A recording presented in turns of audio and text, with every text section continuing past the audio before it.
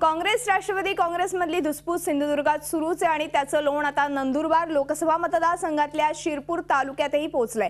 शिरपूर तालुका राष्ट्रवादी काँग्रेसनं नंदुरबार मतदारसंघात काँग्रेसच्या उमेदवाराचा प्रचार न करण्याचा निर्णय घेतलाय। इतकंच नाही तर डॉक्टर विजयकुमार गावित यांच्याशी चर्चा करून भाजपला मदत करण्याचाही निर्णय घेण्यात आलाय।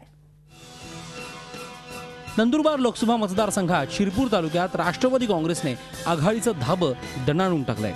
शिरपूर तालुका बाजार समितीचे संचालक आणि राष्ट्रवादी काँग्रेसचे प्रांतिक सदस्य दिनेश मोरे यांच्या उपस्थितीत तालुका पदाधिकाऱ्यांची बैठक झाली।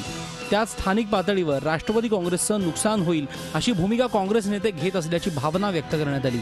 एवढंच नाही तर डॉक्टर विजयकुमार गावित आणि राष्ट्रवादीच्या पदाधिकाऱ्यांच्या झालेल्या बैठकीत माणिकराव गावित यांच्या ऐवजी हिना गावित यांचा प्रचार करण्याचा निर्णय घेण्यात आलाय। गरज सर्व आणि वैद्य मरो या भूमिकेतून काँग्रेसने कायम त्यांची वेळ गेली की त्यानंतर राष्ट्रवादी इथे वाढू द्यायची नाही ही एकमेव भूमिका घेत कायम राष्ट्रवादीला दाबून टाकण्याचा प्रयत्न केला।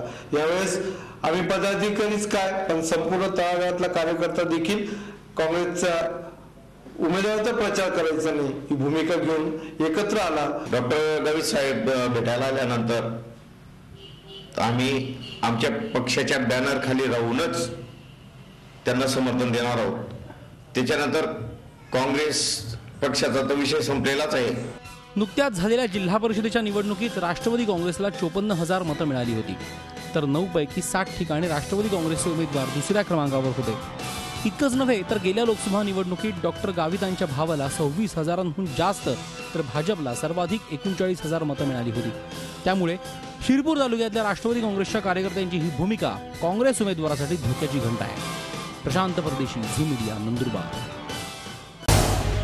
झी 24 तास रहा एक पाऊल पुढे।